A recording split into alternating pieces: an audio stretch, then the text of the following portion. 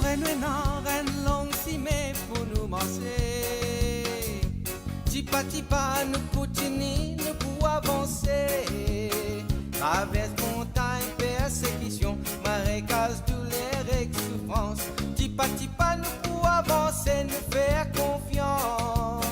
Même si nous pas bien lourd, nous n'avons pas besoin d'un bijou. Tipa tipa, nous pour avancer. Mesdames et messieurs, bonsoir et bienvenue à notre Tipa Tipa de ce soir qui célèbre la journée de la photographie. En effet, un cadeau pour le monde libre.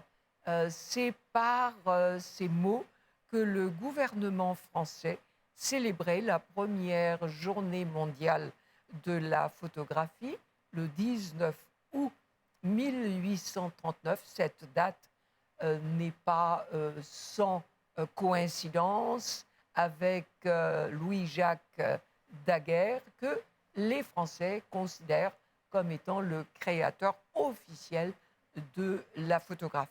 Mais notre invité de ce soir n'est pas d'accord avec cette déclaration. Tristan Bréville, bonsoir. Je suis vraiment très heureuse de vous retrouver aujourd'hui. Vous n'en êtes pas à votre premier passage à la télévision mauricienne. Et quelle est votre version sur la création de la photographie? Bonsoir Marie-Josée. Moi, ma version, c'est tout à fait différente parce que il faut savoir que Louis-Jacques Daguerre, c'est celui qui a trouvé la possibilité de capter la réalité, mais par un autre procédé que celui de l'inventeur de la photographie, qui est Nicéphore Niepce. Jacques Daguerre était l'associé de Niepce. Or donc, Niepce, il y a une lettre au musée de la photographie à l'île Maurice, où c'est la lettre de Nicéphore Niepce qui date la lettre du 16 mai 1816. C'est en 1816 que la première photo est faite, qu'il obtient quelque chose, qu'il peut capter la réalité. Donc c'est comme ça que, malheureusement, il n'a pas le soutien du gouvernement. Jacques Daguerre, lui, oui, il a eu le soutien de François Arago, et c'est grâce à François Arago qu'il arrive à aller à l'Institut de France pour présenter ce qu'il découvre, c'est-à-dire son daguerréotype. Il est permis de constater qu'il ne devait pas donner ce nom-là, parce que c'était son nom. Oui. Il était humble, mais il donne le nom de daguerréotype. Donc, qu'est-ce qu'un daguerréotype maintenant? C'est simplement une photo sur une plaque de cuivre. Et c'est comme ça que le 19 août 1839, on va voter la loi photographique. C'est le roi Louis-Philippe qui doit donner son veto à cette loi. Il va signer. Mais la France est très généreuse.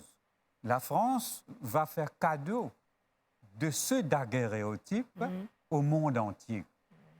C'est comme ça que à l'île Maurice, on va faire la première photo, si vous voulez, de l'hémisphère sud. L'île Maurice a été vraiment en avant-garde et a fait ce daguerréotype, mais celui qui a fait ça, c'est un certain Ferdinand Wornitz, c'est un policier. Il était à Paris lorsqu'il entend parler de l'invention de Jacques Daguerre. Et Jacques Daguerre a l'autorisation du gouvernement français de vendre ses appareils photo. Alors, comment était son appareil photo? C'était simplement deux boîtes, l'une s'emboîtait dans l'autre, en bois. Il n'y a pas d'accordéon en tissu. Et évidemment, il vendait l'appareil qu'on appelait l'appareil daguerrien, avec un objectif que je possède moi-même, et puis avec une boîte de plaques de cuivre. Et que fait Ferdinand Wornitz, le Mauricien? Il va voir Jacques Daguerre, il lui achète le complet, c'est-à-dire avec l'émulsion photographique, avec tout ce qu'il faut pour développer et pour l'obtention d'un daguerréotype. À Maurice. Et d'après le livre que j'ai écrit sur l'histoire de la photographie, c'est que en décembre 1839, il va faire ce premier daguerréotype mauricien, qui a disparu évidemment. Et la presse mauricienne, la presse, dans toute sa puissance à l'époque, va annoncer au public mauricien, à ses lecteurs, le 7 février 1840, que Ferdinand Wornitz a pu mettre au point, a pu obtenir le fameux daguerréotype. Et Ferdinand Wornitz a été faire la photo, je mets toujours photo entre guillemets, puisque le mot photo n'était pas encore utilisé à cette époque-là. Il va faire la photo de la cathédrale Saint-Louis. Ah oui. Alors voilà à peu près. C'est pourquoi moi je conteste que l'UNESCO n'a pas, n'a pas à oublier ma demande. J'avais fait une demande en 1981 à l'effet qu'on célèbre la Journée internationale de la photographie. Le bureau de l'UNESCO à Maurice m'a répondu que non, on célèbre déjà la journée de l'audiovisuel, etc. Mais j'avais préconisé, j'avais suggéré que la Journée internationale de la photographie soit en mai 1816 pour rendre hommage à Nicéphore Niepce, qui lui, le pauvre homme, il s'est ruiné pour pouvoir capter la réalité. Il a vendu ses biens et à l'âge de 54 ans, il obtient ce fameux photo qu'il va évidemment, il va écrire à son frère. Cette lettre existe. Oui. Alors, donc, on va parler de vous. Vous avez exposé dans le monde entier, vous avez créé le musée de la photographie à Maurice, vous êtes écrivain, vous êtes aussi formateur, vous formez. Et donc, j'ai choisi quelques citations de photographes et vous allez vous transporter dans ces citations afin que nous puissions mieux vous connaître. Et je commence avec la première citation qui est de Burke Husel.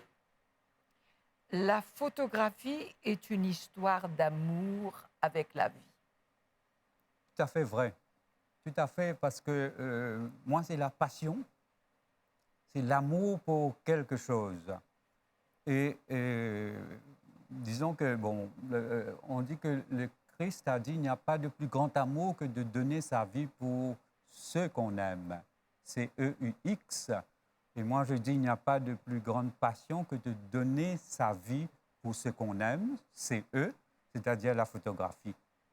Donc, la photographie, c'est toute ma vie et je vis cette passion-là au milieu de ma famille, au milieu de mon épouse Marie-Noël, qui m'a accompagnée toute sa vie, et mes enfants. Et les enfants, ils ont pris la suite aujourd'hui. Les enfants, bien sûr. Ils ont pris, oui, c'est une suite extraordinaire. Je suis très content. Il faut, à un certain moment, arrêter de continuer sa passion. Je prends la deuxième citation. Je n'ai pas décidé d'être photographe. Je suis simplement tombée dedans. C'est de Bérénice Abbott. Ah oui, Bérénice, elle était, oui, grande légende de la photographie. C'est vrai qu'elle est tombée dedans. C'est vrai que même à l'île Maurice, on tombe souvent dedans. Et on ne fait même pas attention. On tombe comme ça. C'est même pas par hasard, mais c'est quelque chose qui nous agrippe et qui vraiment ne nous laisse pas partir. Et comment vous êtes tombé dedans, vous? Moi, je suis tombé... Vous savez, à 8 ans, 9 ans, je projetais des images dans un poulailler et les voisins venaient voir ces images-là. Et c'est ce que je montre aux enfants aujourd'hui. c'est simplement dans une ampoule, videz une ampoule, mettez de l'eau dedans et vous avez un bel objectif. Et prenez un morceau de miroir, envoyez le rayon de soleil à travers cette ampoule et devant, vous mettez une image et vous aurez sur un grand écran d'images. Et c'est ce que vous faisiez à 8 ans. Moi, je faisais ça, les gens, j'étais d'une grande famille, hein, on était à 14.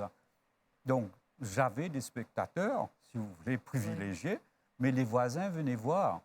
Et où est-ce que j'avais le morceau de film? Ben, j'allais au Plaza, j'allais au cinéma hall, et ils jetaient les morceaux de film, c'est ce que je ramassais.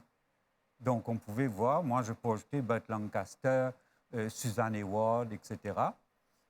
C'était cette passion-là. Et à l'école primaire, en ce qu'on appelait le bilo, ben, la classe était remplie de dessins et de photos que Miss, par exemple, collait.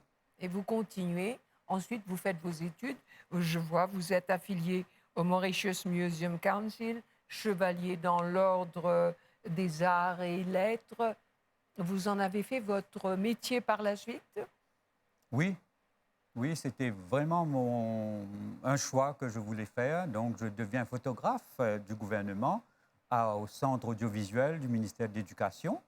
Et à ce moment-là, on se croisait dans les couloirs de la MBC à Forestside, puisque j'étais responsable de l'illustration des programmes éducatifs. Et c'est comme ça qu'un jour, je faisais des photos à Plaisance. Et là, c'est Sassi Oussagar Amgoulam qui me dit « Garde bien ça une photo là ». Donc, c'était comme si un déclic. Et vraiment, après, il y a eu cette bourse, la première bourse donnée à un Mauricien pour aller étudier l'audiovisuel à Paris. Donc, c'était une très grande bourse et j'étais très, très content, quoi. Parce que vraiment, on avait 300 roupies par mois à l'époque et on ne pouvait pas économiser pour aller faire ses études. Alors, je continue. Il n'y a pas de directive pour de bonnes photos. Il n'y a que de bonnes photos. C'est de Ansel Adams. Ansel Adams, ah oui. Oui, c'est un spécialiste de tirage photographique. Hein? Et Ansel, oui, évidemment. Il a raison de dire ça. Chacun peut faire ses photos. N'importe qui peut être photographe. Il faut simplement être, si vous voulez, derrière cet appareil et déclencher. Mais savoir sur quoi déclencher. Ça, c'est vrai, ça. Il n'y a pas. Maintenant, j'avais une école de photographie, la première école de photo à l'île Maurice. Et puis, j'ai fermé l'école avec l'arrivée de l'Internet. C'était très facile de pouvoir donner des directives de loin, online, à tous ces gens qui cherchaient et qui venaient me voir pour des conseils. Mais c'est vrai que, si vous voulez, on n'a plus besoin de professeurs de photographie, on n'a plus besoin d'écoles de photo. Vous savez qu'une photo, c'est déjà une école. On peut tirer des conseils, on peut tirer des conclusions sur une photo. Oui. Et même une photo floue, vous savez, une photo floue est très importante parce que si c'est une photo floue et qu'il n'existe que le contenu n'est que unique au monde, donc c'est une bonne photo. Alors, je continue. La photographie est un moyen de ressentir, de toucher, d'aimer. C'est de Aaron Siskin. Oui.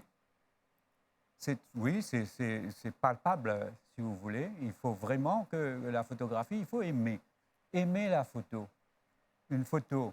Des fois, je connais des photographes qui aimaient plus la photo que leur épouse. Alors là, ça faisait un conflit énorme. Moi, j'ai eu de la chance, j'ai aimé ma femme et elle a aimé la photo. Et elle a aimé la photo. Donc, elle a épousé la photographie.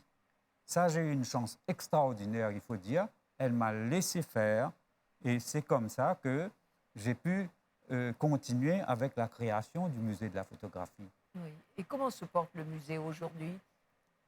Alors, le musée, j'ai fermé temporairement le musée. On Oui. attend que le ministre des Arts et de la Culture fasse quelque chose. Il a déjà commencé. Donc, a good beginning is half done. Et puis, on attend peut-être l'aide du secteur privé parce que je pense que c'est le plus grand fardeau que j'ai jamais créé de ma vie. Et mes enfants auront à supporter ce fardeau-là, puisque je me retrouve avec vraiment une montagne de documents et d'appareils photo. Il faut sauver ça. Je n'ai jamais eu l'intention d'aller tirer de l'argent avec ça, mais j'ai créé un trésor en quelque sorte. Mais vous dites que ce trésor devient un fardeau. Est-ce que vous voulez dire qu'aujourd'hui, la photo se porte mal? Non, pas du tout, au contraire. Au contraire, je suis très fier d'avoir créé le musée, je suis très fier d'avoir été photographe et je le suis encore. Mais il y a un côté bonheur. Je suis très heureux avec l'arrivée du numérique. Enfin, tout le monde peut faire des photos. Et c'était mon rêve, que tout le monde puisse faire des photos. Et je me revois maintenant à voir des gens, des enfants. Mon petit-enfant fait des Fait photos. des photos. Tout le monde fait des photos. C'est très bien. Le seul problème, c'est qu'il faudrait cette corbeille numérique, c'est-à-dire où les gens peuvent envoyer leurs photos. Ils le font sur Facebook, sur Instagram, tout ça. C'est très bien, mais on ne sait pas ce qui peut se passer un jour où tout peut disparaître. Donc, il faut faire très attention. L'État mauricien, par exemple, devrait avoir cette vision-là pour la préservation de la mémoire.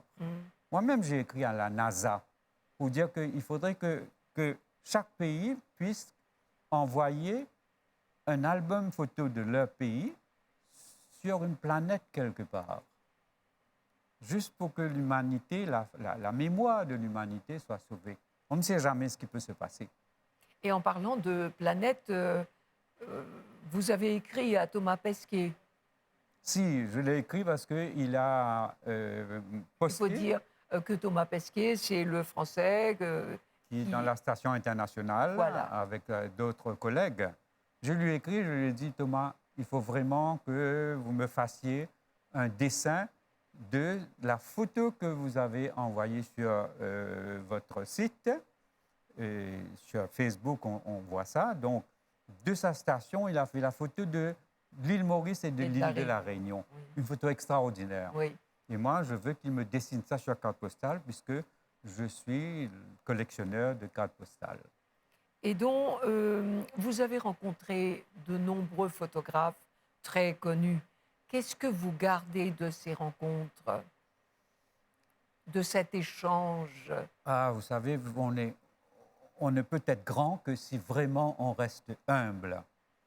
Les photographes que j'ai rencontrés étaient des photographes, mais sans vraiment montrer leur talent. C'est l'humilité devant la photographie. Comme les peintres humbles devant leur tableau, mais j'ai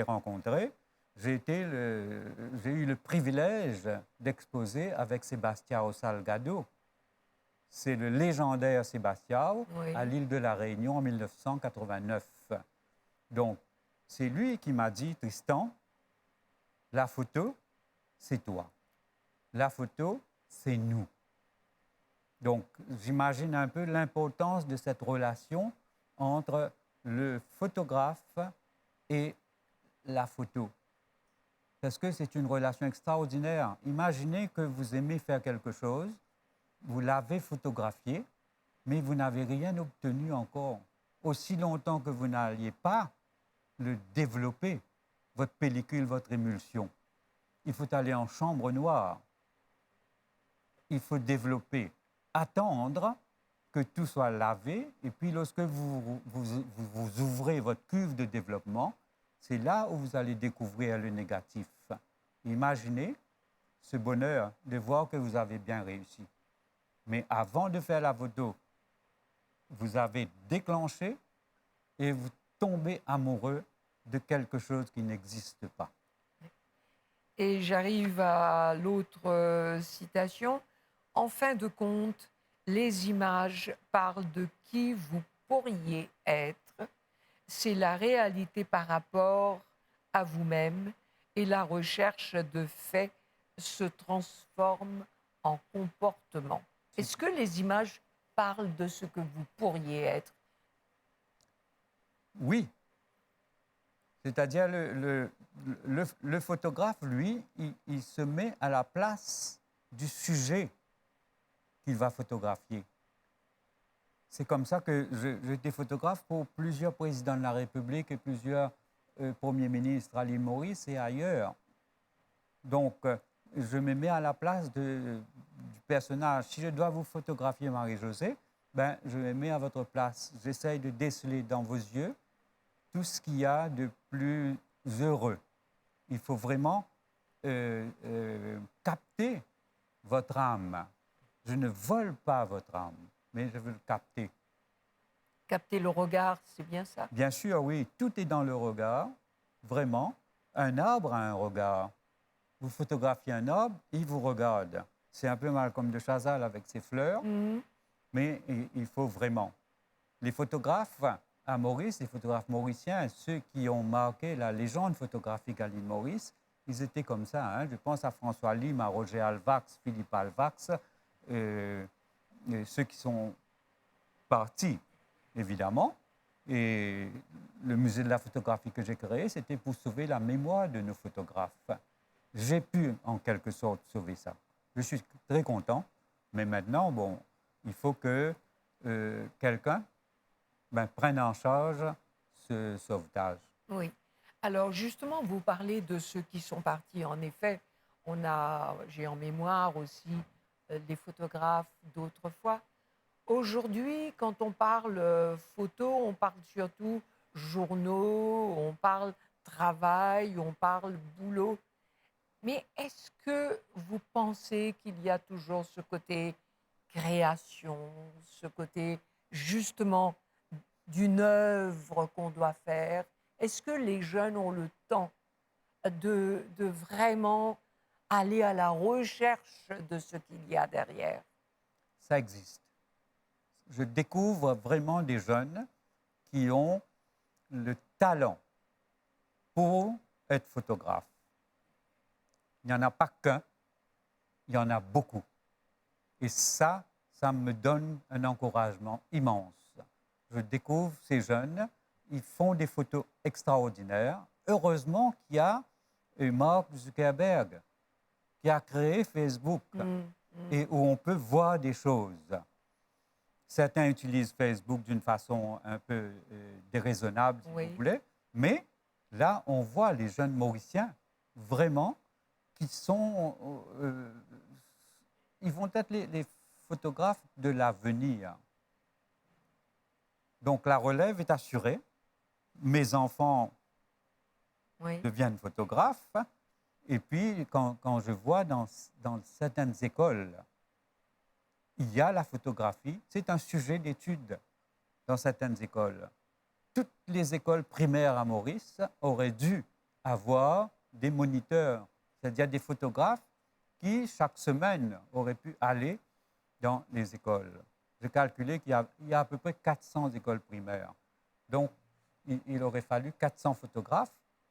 Ce nombre existe. Il y a des milliers de photographes qui auraient pu nous donner des leçons. Moi, je prends des leçons souvent de ces jeunes-là, quand je vois leurs photos, mais vraiment, là, ils font des merveilles. Est-ce qu'ils sont encouragés?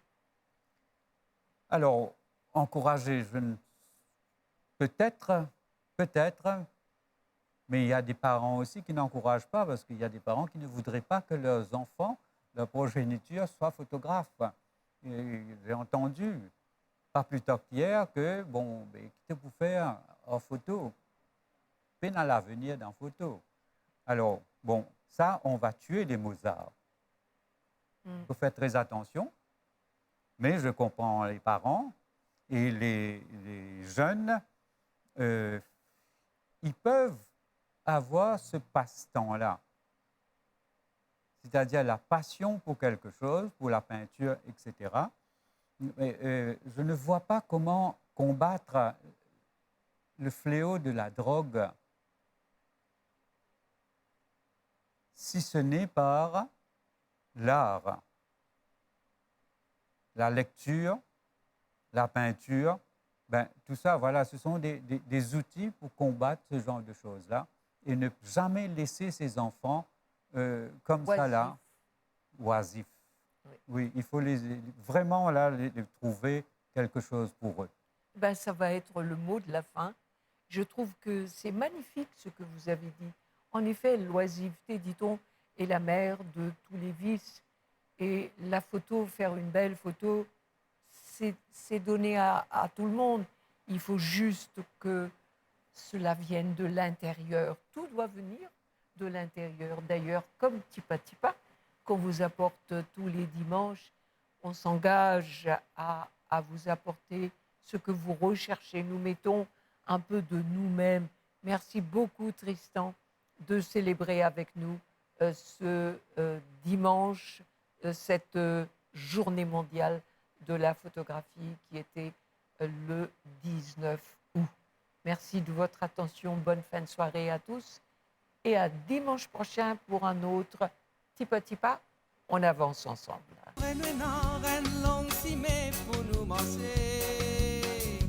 Tipa Tipa, nous continuons, nous pour avancer. Traverse montagne, persécution, marécage, douleur et souffrance. Tipa Tipa, nous pour avancer, nous faire confiance. Même si nous fardeaux bien lourd, nous n'avons pas besoin d'un bisou. Tipa Tipa, nous pour avancer vers royaume bon Dieu.